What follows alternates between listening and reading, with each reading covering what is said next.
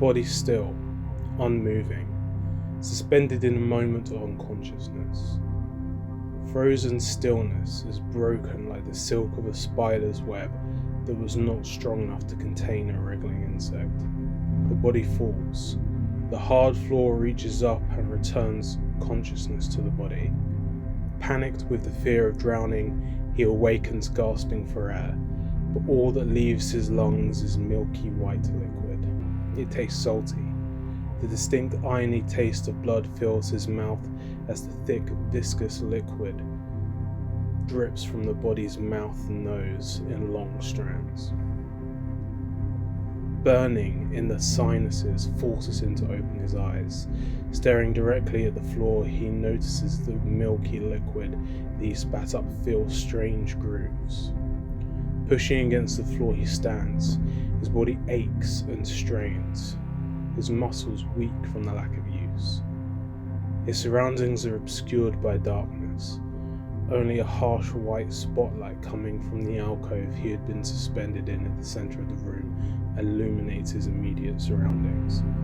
Looking around in the thinning edge light, he is met with walls and floors with strange raised patterns, rough to the touch like sandpaper. Heat emanates from the structure around him, enough to make him sweat, but not as to make him uncomfortable. The body's ears prick and focus on the footfalls coming closer. The body hurriedly looks around, patting itself for anything that may be of use, finding only to be wearing a long, bright red hooded robe, which made him itch.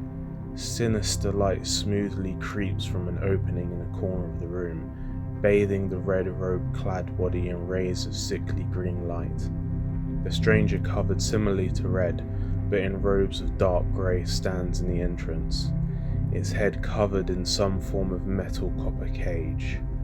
3 glass windows, one looking directly at Red and one at each side of the helmet, being the source of the foul light. Silence filled the space for a moment, each unsure of what they had seen or what action to take. The new stranger let out a deep throat gurgle, revealing from under its robe sharp blade-like claws grafted where fingers should be.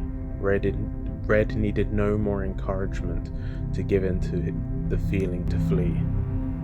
Running to the opposite entrance of the room, Red saw an opening to his right, possibly a threshold to another room. Holding on to the corner of the wall, Red stumbles, just enough of the blade claws of the stranger to skim past.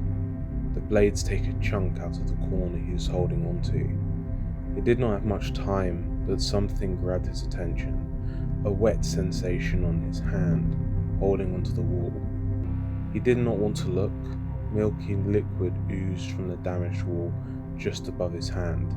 Confusion took Red's mind as he pushed off from the wall to make for the exit. The opening stretched into a long hallway of the same patterned structure fading out into darkness. Without contemplation, Red ran as fast as he could, running his bare feet falling into crevices in the strange ununiform floor. Behind him he hears a sad noise. Looking over his shoulder, the strange creature that had pursued him had stopped just outside the threshold of the room, its green light reflecting off the rough patterns of the walls and floors. Growing fear and curiosity filled Red's mind. Why did it not pursue him any further?